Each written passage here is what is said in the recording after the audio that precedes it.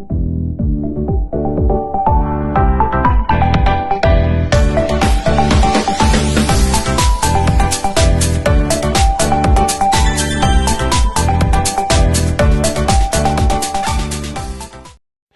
tignan niyo. Nakakauwi lang nila mga bata. Tapos nag-assignment na si RJ. Hi, RJ! Hi guys. Tanaw, dali po. Hi.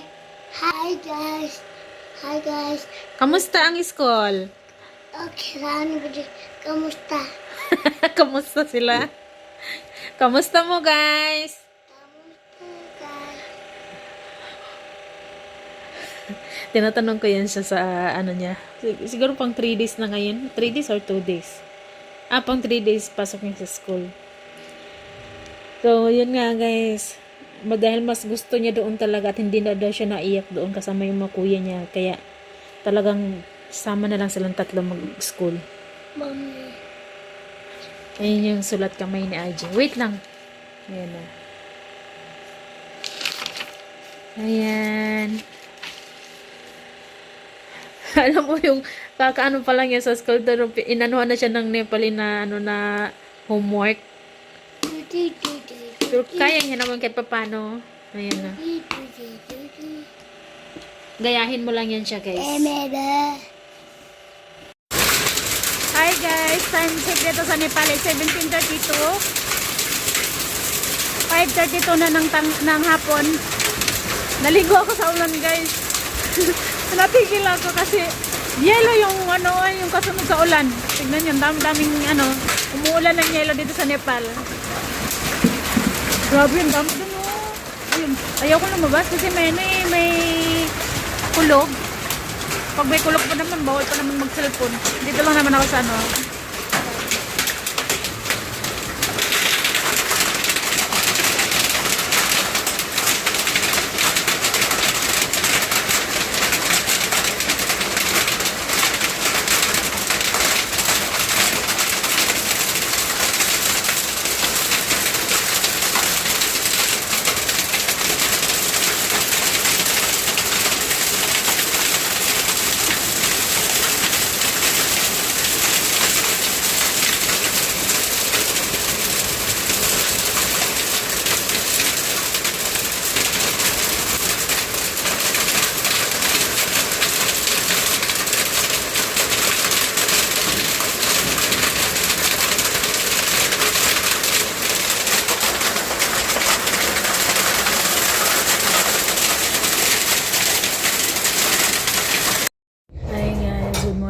Happy Thursday, ayan. Nagluto ulit ako ng pansit. Ito yung baon ng mga bata today. Pansit at kanin. Diba? Ito pa yung pansit na galing kay Mom from Oklahoma. Diba nabili ako ng nakabili ako ng 2 plastic. Marami kasi yun. Hi guys, magandang hapon. Time check dito sa Nepal is 5:18 na ng hapon. Bakit pa ganyan-ganyan yung ilaw? Pag tignan mo siya sa labas, parang lang siya, pag ganyan-ganyan siya. Pero pag sa loob mo naman, pumunta ka sa loob, hindi naman. Ewan ko bakit ganyan. May nakita niyo yung ilaw, guys?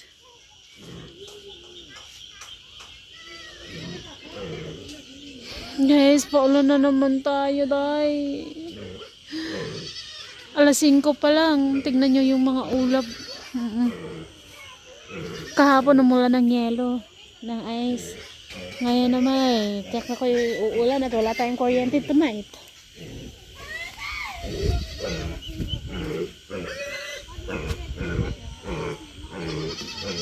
Imbiran kong babae nagluto today.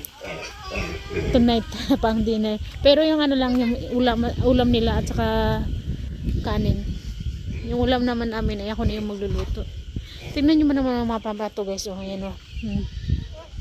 Excuse me po sa mga kumakain dyan. Ha?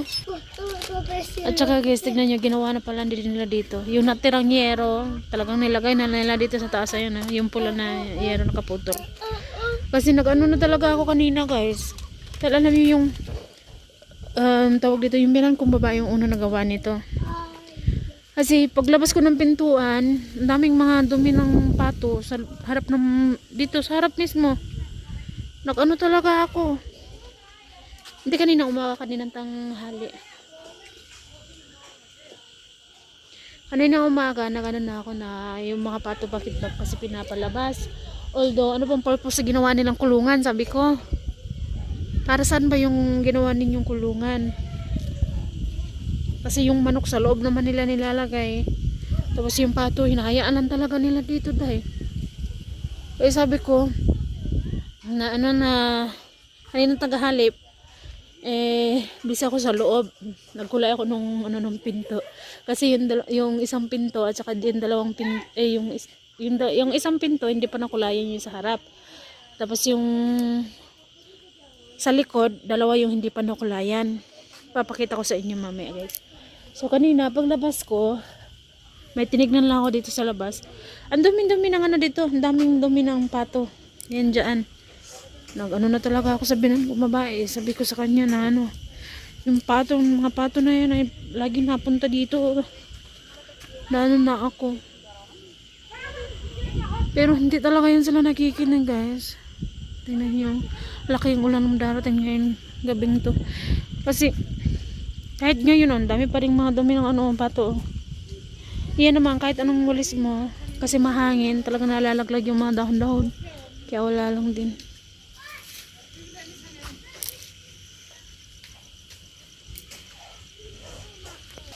So yun, pag pumasok naman tayo sa loob, hindi naman dyan nagaganyan yung ilaw. Pero pag tignan mo sa labas, di ba na ganon-ganon siya? Hindi ko alam kung bakit.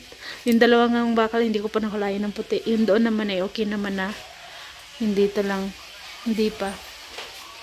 Ayan. Ayan yun dito, guys. Tignan niya. Nakulayan ko na. Dawa. Ayan, tignan niya, guys. Nakikita niya yan siya, guys. Ang ganda na. Ayan. Ako lang yan. Ako lang nagkulay lang dito.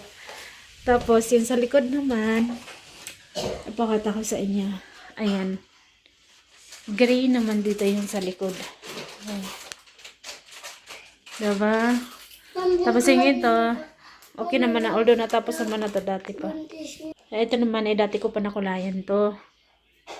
Ayan. Ito yung sa may kabilang kwarto. Tapos yung dito naman is gray din. Ayan. Yun dyan nga, hindi ko pa nakulayan eh. Pero madali lang yan. Ayan. Diba? And guys, yung pa-floor mat, next time ko na ipakita sa inyo. Pag natapos ko na talaga siyang linisan. Ayan. Kabilang kwarto. Although yung ito naman ay dati ko pa talaga ito nakulayan din. Ayan. And then sa likod din ito is gray din. Ito yung kwarto natin. Ang ganda, ang linis tignan. Ito talaga siya yung maganda, guys, kasi kakakulay ko lang din. Bago pa talaga yan, oh. Ang ganda-ganda talaga ng puti.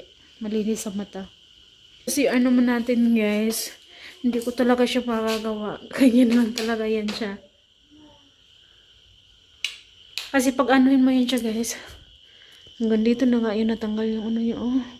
Lagi kasi siyang nabasa dito. Yung kinakatakot ko lang nito, guys, na baka ano ba, guguho siya sa nahog naman, ay. Kasi lagi siyang nabasa. Yan sa CR, wala pa din, ganun pa din. Okay lang yan. CR lang naman yan. Hayaan na natin yan. Ayan. Hindi ko pa nga nadaspan yung ano doon eh. Na kiss-kiss ko.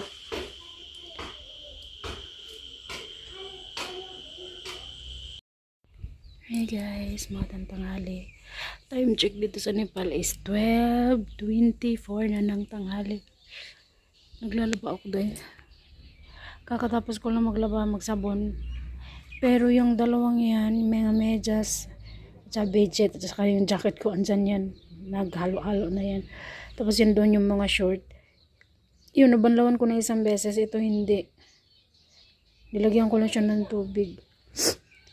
Tapos yan, nakapapad na yun sa, sa dahon niya.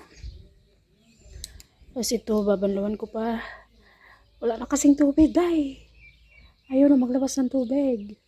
Although pwede ko ba naman gamitin yan. Yung suklay dyan ko muna nilagay. Kasi naligo ako kaninang umaga guys. Pagising ko, naligo ako. Kasi yan, ito lang naman yung natama. Ewan ko kung naano ba to. Natamaan ba to sa brush? Or ano ba na nabunog siya sa paglaba-laba. Ambot lang.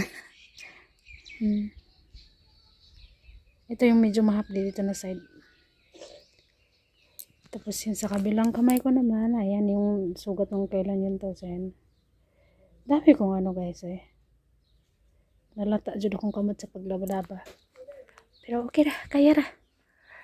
Ayan. Tapos yung isang kumot, nalibilad ko na. Tapos yan naman yung next. Ginaganyan ko na muna yan siya guys ha. Yan yung kumot. Kasi pag isampay mo yan diretso siya na hindi siya makatulo muna.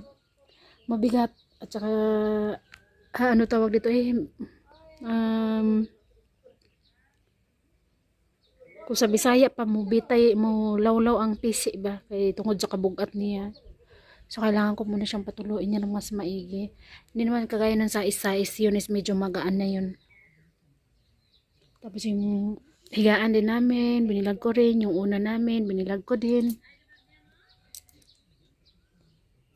Yung mga basahan din pala, nalabhan ko din pala guys. Ayan na, 3. Diba? Wala na ako nakatambak dito na labahin. Yan na lang talaga. Dito ko nilalagay ito guys. Dahil ito yung pang ano ko. Pag nagligib kami ng tubig na iniinom namin. Inaano ko muna siya. Tawag dito. Ginagawa ko siyang salaan ba. Tapos yun yung puti. Nasasayangan akong itapon. May mansa siya na ayaw talagang makuha kahit anong gawin ko. Kailangan kong bumili ng ang tagal na yan. Kailangan kong bumili ng Zonrox. Kapag magala tayo doon sa city, ay makabili din ako nung tawag dito, Zonrox. Nasasayangan ako yung tapon yan tayo kasi galing yan sa Pinas. Ayan ba, trapo ko yan sa loob. Hapdi talaga eh. Mahapdi siya na Makati. Yung bonggabilya ba? Tama ba ako? Ang dami-dami niya talagang bunga. Ay, yung halaman. So guys, mag-ano na muna ako. Maglaba muna ako. Mag-dryer muna ako. I-dryer ko muna yung isang kaplanggana na nalabahan ko na banlawan ko. Ayan. Yan. Layo do yan. Panghuli na yung banlaw. Tapos downy na. Then yun. Kailangan ko banlawan 2 beses. Tsaka sabay nito. So mamayang hapon. Pwede na yan kahit mamayang hapon. Although wala namang pasok yung mga bata bukas. Bukas is Sabado. So okay na, kahit bukas na ko na yan banlawan. At least babanlawan ko lang naman yan eh. And syempre pag uwi ng mga anak ko mamaya, mamaya na naman tayo, labahin na naman tayo. Yung mga PE nila. Ay, Diyos ko dahi. Pero laban mga inahan. So yun guys, natapos din ako yung mapunda dyan. Tapos yung mga damit ayan dito. Doon. Ayan. Ang daming medyas eh no. Mga medyas yan. Ayan. Mga kumot at bedsheet dun sa pinakadulo. Ayan oo. Natapos rajad.